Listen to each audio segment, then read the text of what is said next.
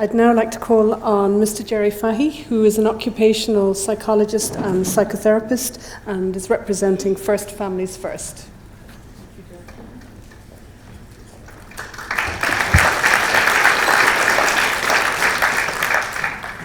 I'm also an engineer and I have a stopwatch here and I'm going to start it. I'm voting no on Friday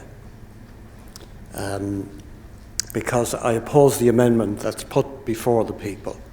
But to explain why, I'm going to take you on a little trip around my life.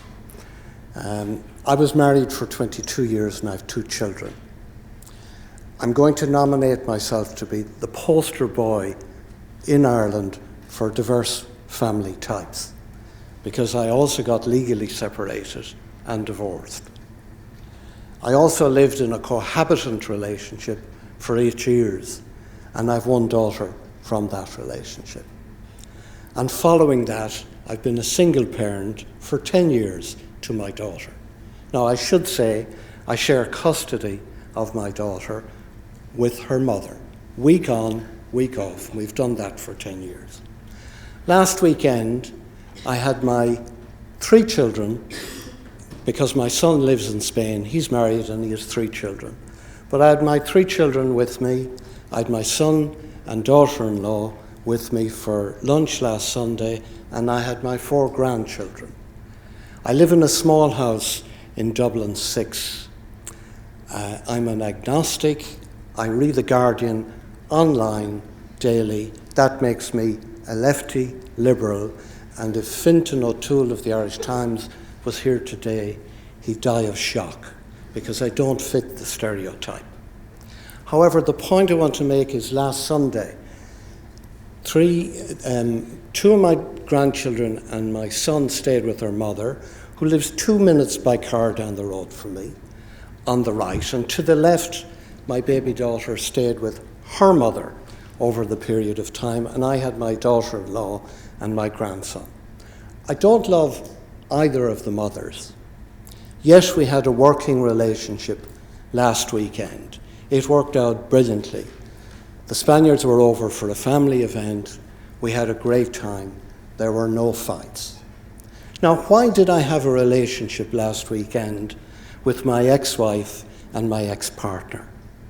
Simple reason is we have children in common, and that's what has kept us working together for the betterment of our children.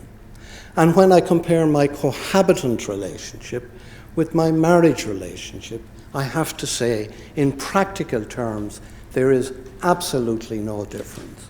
What Article 40, 41 and 42 in the Constitution have to say, what the Children and Family Relationship Bill has to say, was irrelevant to me when I was married and to me when I was a cohabitant. I fell in love with a woman, we had children, and we got on with life.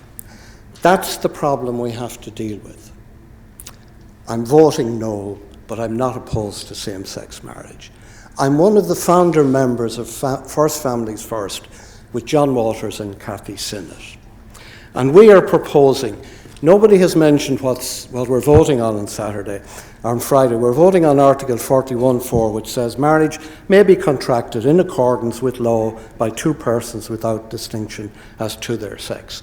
The 3 of us who set up First Families First want a sentence from Article 9 of the UN Convention on Human Rights included in Article 40, Section 3, subsection 1 of the Constitution, which deals with personal rights.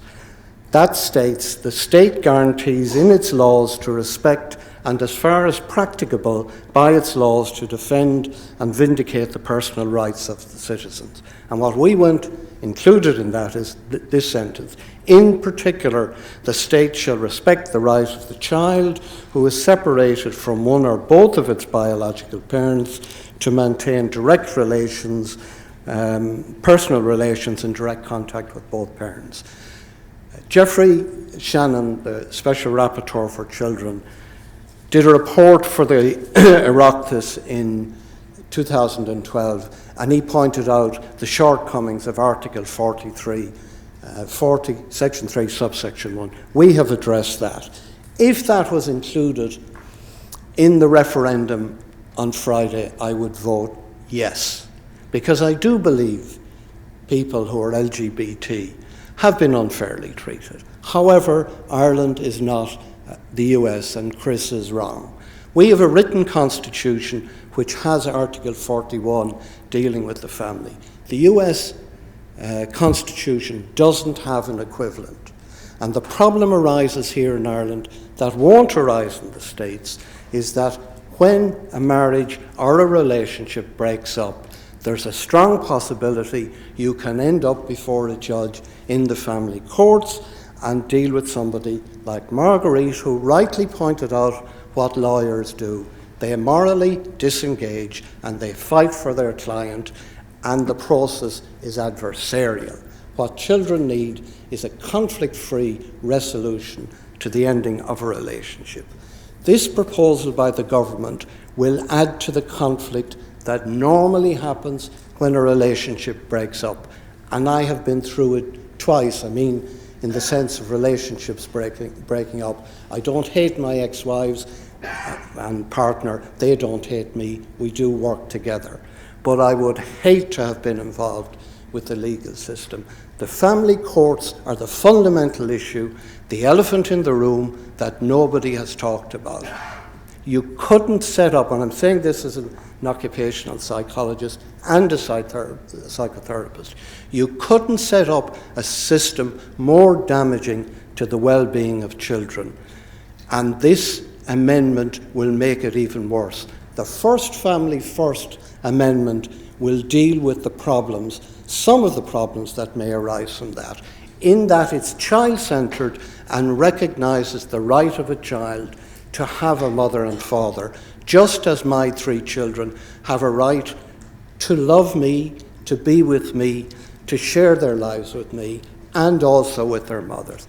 This amendment is dynamite and hugely damaging, not just to married couples, but to single parents, the majority of whom are mothers. The children referendum, the implications of that, will set single mothers from socially deprived areas in conflict with TUSLA. The single mothers in court will be represented by solicitors from small family firms. TUSLA will be represented by one of the big law firms, and they will destroy that single mother. I am very critical of the Labour Party for this referendum. They have driven it. They have totally ignored their voter base, because single mothers in the main come from socially deprived areas. It's appalling what's being asked of people. I would plead with people to vote no, not because it's anti-LGBT. I would love to be able to vote for Article 41.4, and I would if the First Families First amendment was included in the referendum on Friday. The government deliberately has ignored what we in First Family First have been saying, and I say to them, shame on you. Thank you very much.